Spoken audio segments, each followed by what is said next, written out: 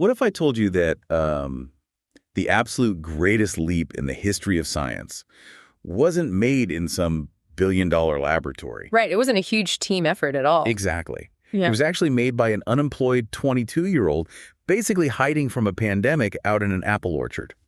Which is just wild to think about today. It really is. I mean, we usually picture these massive paradigm shifts coming from, bustling research centers, like huge teams of brilliant people, massive funding, whiteboards, totally covered in equations. Yeah, that chaotic energy of collaboration that everyone talks about. Right.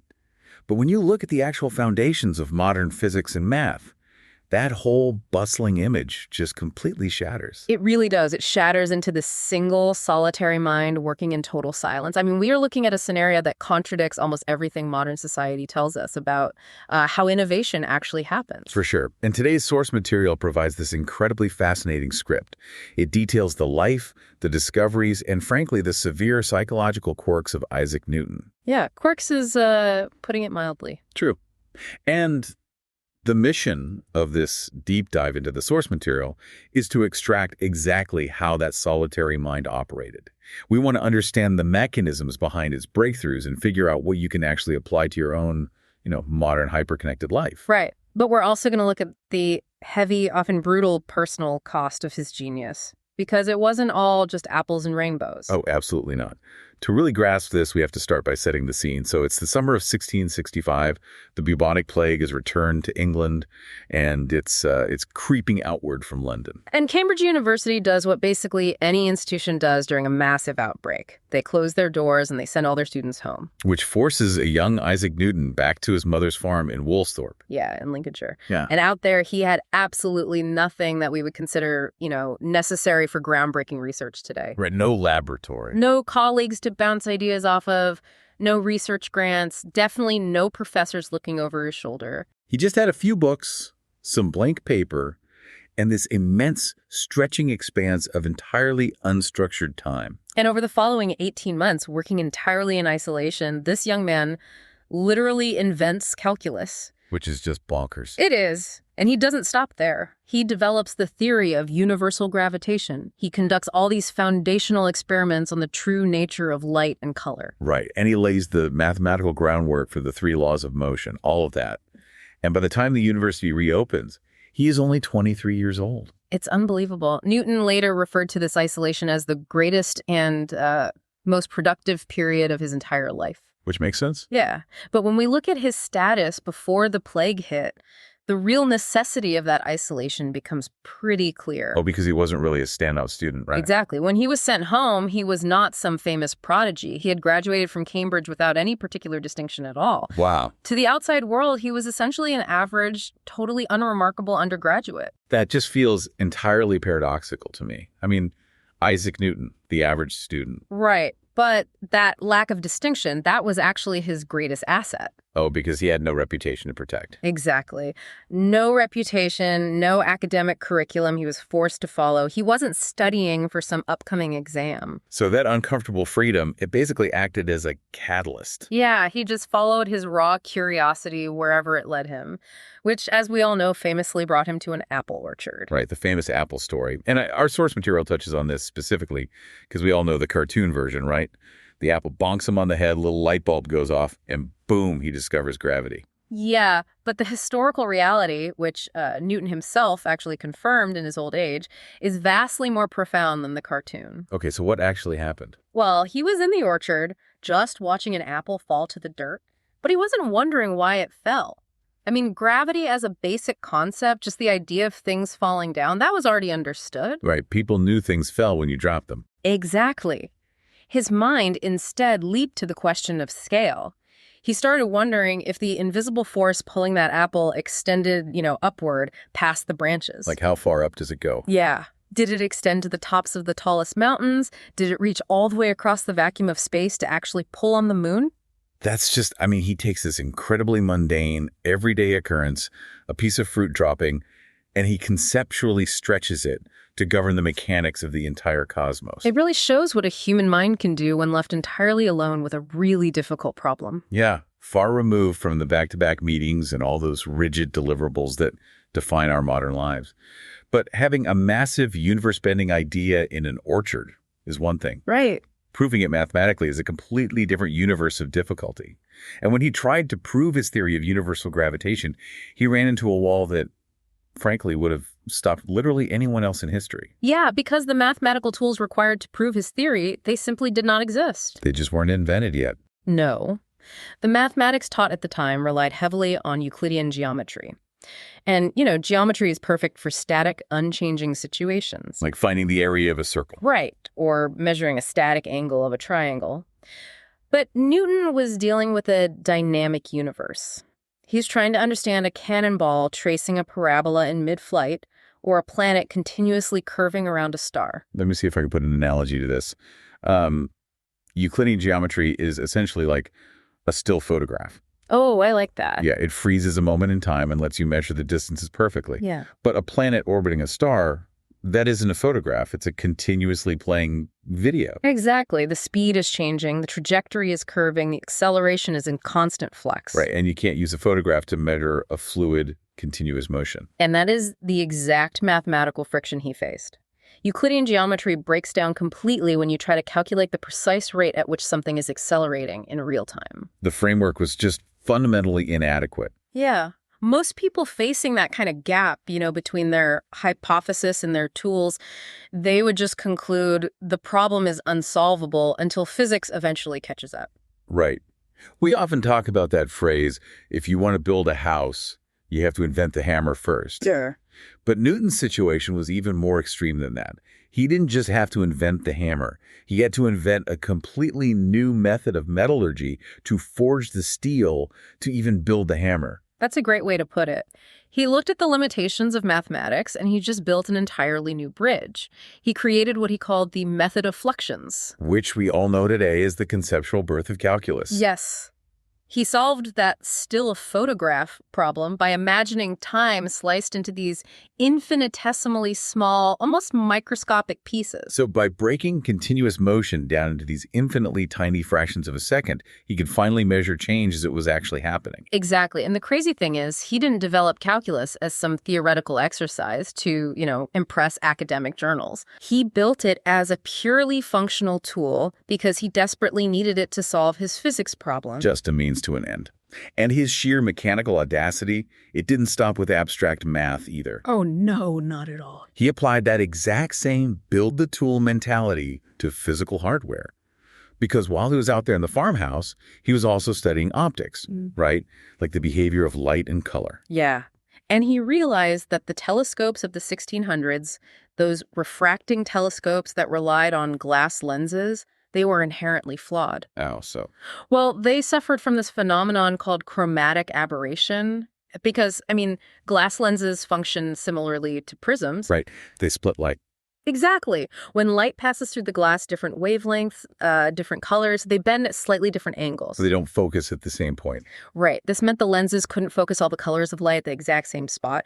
So anyone looking through a telescope at the time would just see these blurry rainbow-colored halos bleeding around the edges of all the stars and planets. And the scientific community, they knew about these halos, right? Yeah, they just accepted it as the biological limit of human observation. They figured, you look through a piece of curved glass, you're going to get a rainbow blur. It is what it is. But Newton looks at this and he realizes the problem is the glass itself bending the light. So he just scraps the entire centuries-old concept of the refracting lens altogether. Yep. He completely redesigns the instrument using mirrors instead. Because mirrors don't bend light, they bounce it. Exactly. And crucial to his design, a mirror bounces all wavelengths, all colors, at the exact same angle. Oh, wow. So by replacing the primary lens with a curved mirror, he eliminated that chromatic distortion completely. He created the very first reflecting telescope. And as our sources point out, that specific architectural leap is still the foundation for almost every massive telescope operating today. Oh, yeah, including the ones orbiting in deep space right now. That's incredible. We see this really profound behavioral pattern here. When you or I hit a wall in a project, the natural instinct is usually to blame the infrastructure. Oh, for sure. I don't have the right software, or the market isn't ready, or my budget is just too small. Right. But Newton viewed the absence of a tool not as a dead end, but as a direct invitation to just build it himself. Which brings us to the most honestly baffling paradox of his entire life. Okay, let's hear it. He successfully builds the math. He solves the orbital mechanics of the solar system. He invents the reflecting telescope. He is literally sitting on a collection of the greatest scientific breakthroughs in human history. Right, so you would assume a rational person would immediately publish these findings, cement their legacy, claim their glory, all that. Of course, but he doesn't. He takes these universe-altering discoveries, writes them in his notebooks, and just shoves them in a drawer. Wait, he just hid them. He sits on the core ideas of his masterwork, the Principia, from the mid-1660s until 1687. That's 2 entire decades. 2 decades pass while he quietly hoards the secrets of the universe. Yes, and the psychology behind that massive delay is rooted in this paralyzing, almost toxic combination of extreme perfectionism and an incredibly fragile ego. A fragile ego. Newton. Oh, absolutely. Newton was constitutionally incapable of releasing work that he felt possessed even the slightest, unresolved vulnerability. He had to be flawless. Right. Furthermore, he was terrified of the public arena. Early in his career, he actually presented some of his preliminary work on light and optics to the Royal Society. Okay, and how did that go? Not well for him. A prominent established scientist named Robert Hooke publicly criticized several of his conclusions. So Hooke essentially poked holes in the methodology of a deeply insecure genius. Yes. And the reaction wasn't a polite academic debate. Hooke's critique completely devastated Newton. He took the feedback as a profound personal attack. It led him to retreat entirely from public scientific discourse for years. He just dreaded the messy reality of peer review, the back-and-forth arguments, and the potential for intellectual humiliation. But that retreat cost the scientific world decades of progress. It really did. And the source material emphasizes that his ultimate publication wasn't the result of Newton finally feeling ready or getting over it. Oh, it wasn't? No, it required massive external intervention, primarily from the astronomer Edmund Halley. Oh, Halley. Yeah. The man who would later have the comet named after him. That's the one. So Halley visits Newton, essentially asking him a theoretical question about planetary orbits that the rest of the scientific community was really struggling with. Right. And Newton just casually mentions that, oh yeah, he already solved it years ago, but he lost the paper. He lost the paper. That's what he said. So Halley gets a glimpse of the mathematical proofs Newton is hiding, and he is completely astounded. He realizes the sheer magnitude of what is just locked away in this guy's desk. So Halley steps in. Yeah, Halley becomes the driving force behind the Principia. He has to relentlessly badger Newton just to organize his thoughts. He practically had to drag it out of him. Literally. He manages Newton's delicate ego, constantly reassuring him, keeping him on track to finally write the manuscript. That sounds exhausting. It gets crazier. When the Royal Society inevitably runs out of funding to actually print the book, Halley digs into his own pockets and personally finances the publication of the greatest scientific text ever written. Unbelievable. I want to pause here for a second and just challenge the modern advice we constantly hear about productivity. Go for it. We live in this relentless hustle culture today that demands we, build in public. We're constantly told to post every half-baked thought, ship our products before they're ready, embrace failure loudly, all that stuff. Right, the whole move fast and break things mentality. Exactly. But looking at Newton, sitting on his work for 20 years, is perfect, always the enemy of published. Because we all have incomplete projects hidden away in a drawer somewhere. We definitely do. If he had rushed the Principia just to get it out there on Twitter or whatever, would it have been the impenetrable, flawless monolith that changed physics forever? Well, the tension you are highlighting is completely valid. Rushing foundational science can obviously be disastrous. Right. However, the tragedy of his perfectionism still remains. I mean, if Edmund Halley hadn't walked through his door that day, Newton might have taken the laws of the universe to his grave out of sheer stubbornness. That's a terrifying thought. It is. So the takeaway here leans heavily toward releasing your work. Yeah. An incomplete or imperfect idea out in the world gives humanity something to actually build upon.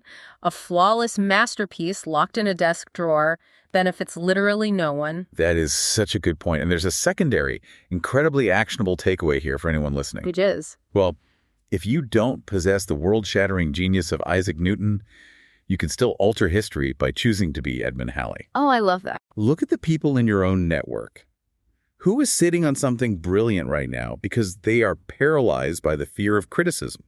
Who needs you to badger them, advocate for them, and literally drag their work into the light? Yeah, being someone else's Hallie is a really profound contribution to the world. It is. But it requires deep empathy to play that role, which unfortunately Newton himself severely lacked. Oh, he lacked it entirely, which kind of transitions us into the darker, more unsettling aspects of his personality. Let's get into it. The perfectionism and the intense sensitivity to criticism we just discussed, those weren't isolated quirks. They were symptoms of an all-consuming, terrifying obsession that basically defined every waking moment of his life. See, we have this cultural habit of romanticizing obsession today.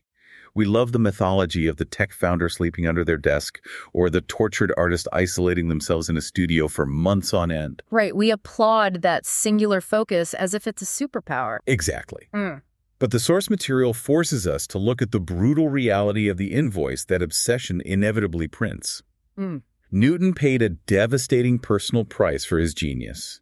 He really did. He never married. He had no children. He cultivated almost no close friendships throughout his entire 84 years of life. That sounds incredibly lonely. It was. And historical accounts consistently describe him as fiercely paranoid, remarkably vindictive, and nearly impossible to be around. Vindictive? Well, yeah. When he felt slighted, he held grudges that escalated into lifelong scorched earth campaigns against his rivals. Oh, right.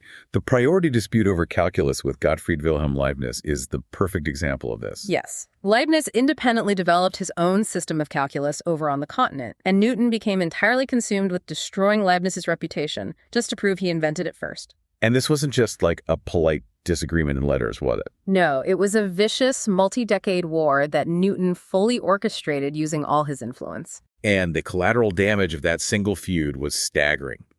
Because Newton demanded total loyalty from English mathematicians, Britain stubbornly clung to Newton's mathematical notation.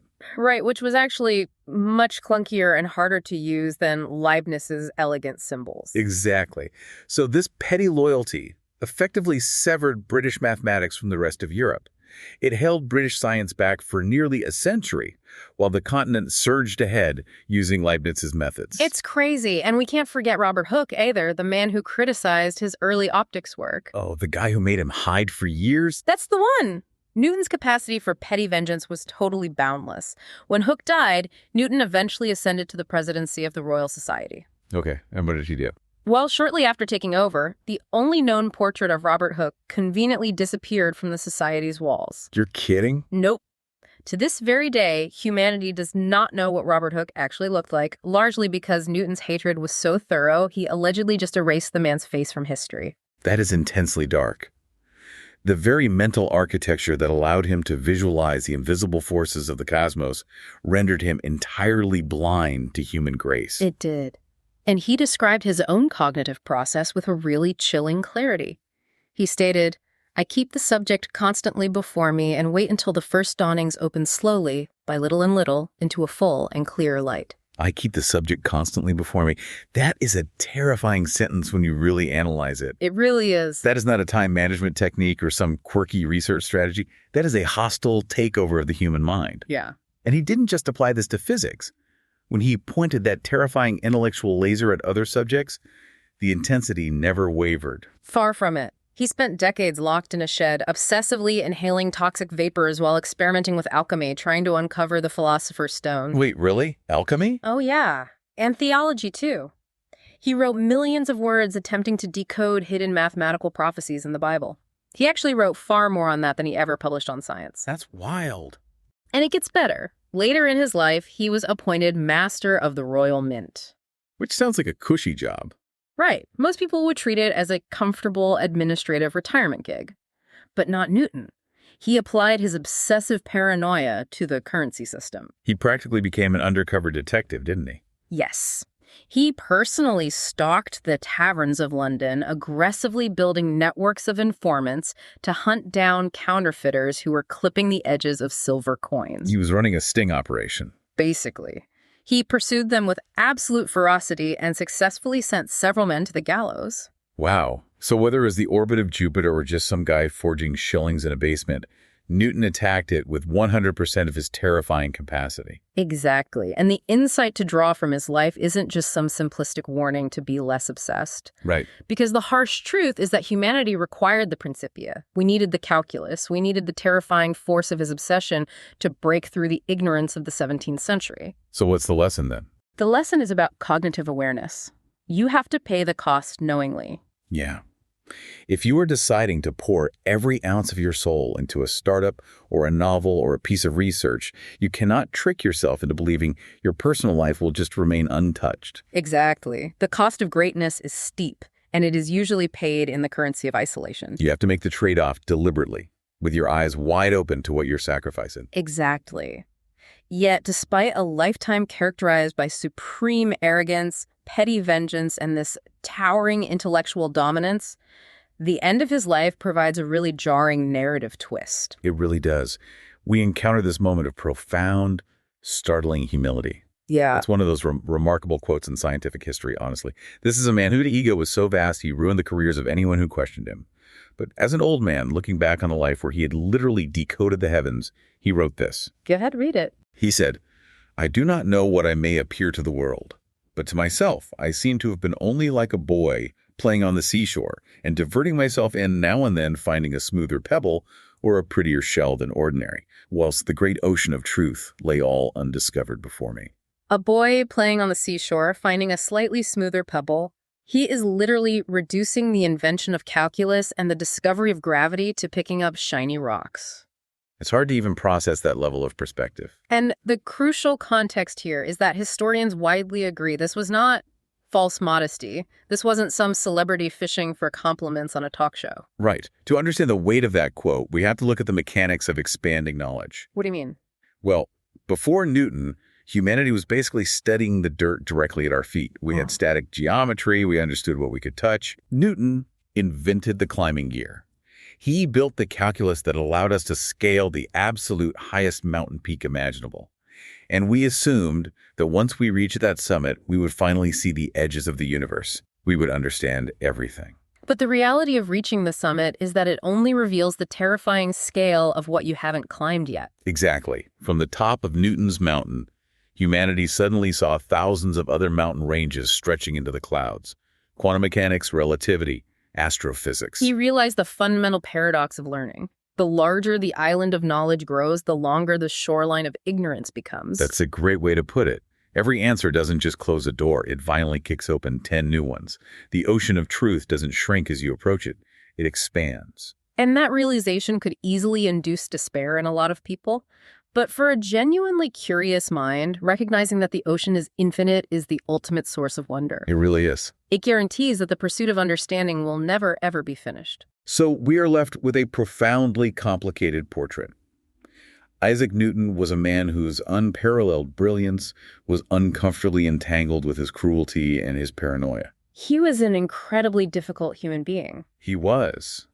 But the intellectual architecture he built, quietly, stubbornly, and entirely alone in a farmhouse, it permanently altered the trajectory of our species. Definitely. And as we step back from the source material today, consider the specific environment that forged his genius. Reflect on how you currently manage your own unstructured time. Right. Consider the tools you frequently complain about lacking in your own work, and ask yourself if you possess the capacity to simply build them instead of waiting around for permission. I want to leave you with a final thought to mull over as you navigate the rest of your week. Let's hear it. Isaac Newton achieved his world-shaking breakthroughs during a year of global tragedy. Entirely severed from the noise of society, the politics of the university, and the constant distractions of his peers. While we exist in a totally hyper-connected reality. Exactly. We are perpetually stimulated, endlessly pinged, and constantly reacting to the immediate noise of the crowd. So, what hidden terrifying potential might you unlock if you intentionally unplugged from that machine? That's a great question. What might happen if you embraced the uncomfortable, deafening silence and forced yourself to sit alone in a room with your own difficult questions? If 18 months of unstructured silence at Woolsthorpe gave humanity the keys to the cosmos, what could a few hours of intentional, unapologetic silence give you? Just something to think about. Keep the subject constantly before you.